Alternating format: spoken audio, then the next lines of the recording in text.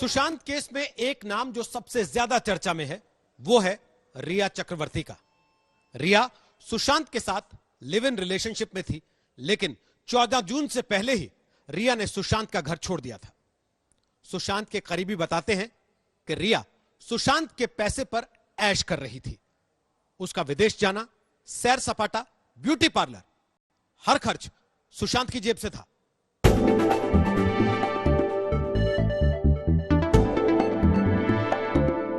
एक नाम जो सुशांत केस में सबसे ज्यादा चर्चा में है वो है रिया चक्रवर्ती।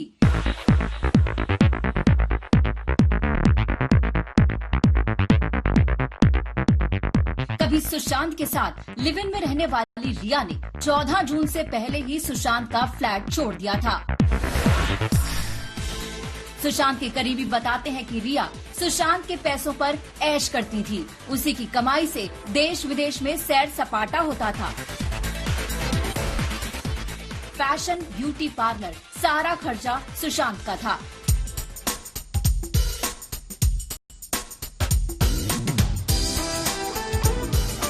एक हीरोइन में होने वाली सारी खूबियां रिया में थी। चकाचौंध भरे ग्लैमर वर्ल्ड में रिया भी आई थी हीरोइन बनने, सपनों की उड़ान भरने। उसी सपनों के सफर में रिया को मिले सुशांत सिंह राजपूत। लेकिन महज साल भर में रिया ने ऐसा कर दिया कि सुशांत का दिल बेचारा बैठ गया। वो हमेशा हमेशा के लिए सभी से दूर चले गए। हम सोच रहे थे कि हम कर क्या रहे, रोज हमारी लाइफ में क्या चल रहा है सर हम ही जानते हैं।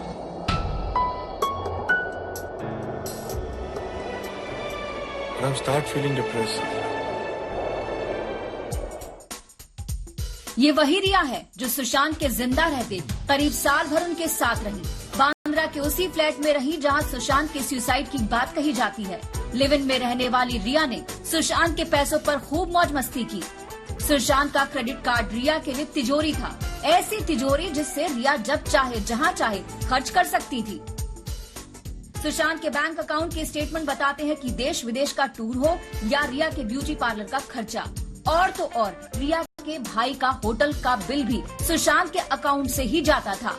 सुशांत के करीबी रहे अंकित आचार्य बताते हैं कि कैसे रिया सुशांत की कमाई उड़ाती थी।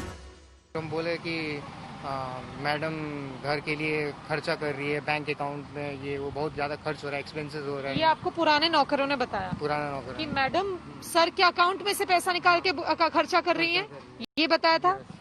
तो फिर इन लोगों ने जो बताया मुझे स्टाफ में कि एक पूजा होता था, कुछ ऐसे ही घर पूजा होता था, एंड उनका पूजा का सामान जैसे एक दिन में 1 लाख, दूसरे दिन में 45,000 ऐसे आपको स्टाफ ने बताया। रिया का हाल आमदनी अठन्नी, खर्चा रुपया वाला था। उसकी कमाई बेहद कम थी, लेकिन कमाई के हिसाब से खर्च और सैर सपाटे की लिस्ट काफी लंबी और वजनदार है। ऐश में कोई कमी नहीं थी। अब रिया की कमाई पर भी नजर दौड़ा लीजिए। खुद को सुशांत की गर्लफ्रेंड कहकर संबोधित करने वाली रिया ने 2012 से ही फिल्मों का सफर शुरू किया।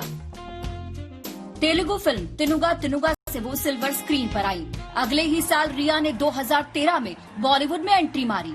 फिल्म मेरे डैडी की मारुति में बड़े पर्दे पर चेहरा दिखा। अब तक के बॉलीवुड के सफर में उसने 6 फिल्में की हैं। रिया की पहली फिल्म मेरे डैड की मारुति औसत से भी नीचे रही। फिल्म सोनाली केवल बुरी तरह फ्लॉप हुई।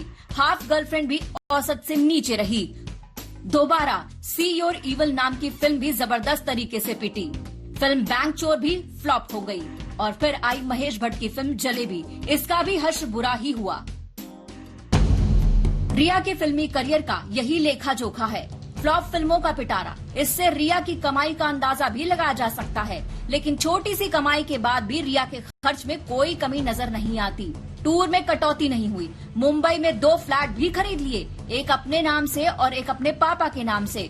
करीब 1 करोड़ 45 लाख की है दोनों संपत्ति। इनमें 60 लाख लोन के हैं। बाकी पैसे कहां से आए? रिया के सीए, रिया के भाई, उसके पापा और करीबियों से पूछताछ कर चुकी है। सुशांत से रिया का रिश्ता कैसा था, ये तो सीबीआई के लिए जांच का विषय है, लेकिन सवाल उठना लाजमी है कि बेहद छोटे से समय में रिया सुशांत के इतने करीब हो गई। सुशांत की 2 कंपनियों में वो खुद और उनका भाई शोविक डायरेक्टर बन गया। सुशांत के घर वालों का आरोप है कि रिया ने सुशांत के 15 करोड़ रुपए हड़प लिए। ईडी तो इस पर कई घंटे तक रिया से सवाल जवाब कर चुकी है। हालांकि वित्तीय लेन देन की कोई ठोस जानकारी नहीं मिली है। सुशांत सुसाइड मामले की जांच अब सीबीआई के अधिकारी कर रहे हैं और बेहद सुलझे हुए अधिकारियों के हाथ में है सुशांत केस की फाइल, और इसी के साथ इंसाफ की उम्मीद भी अब जगी।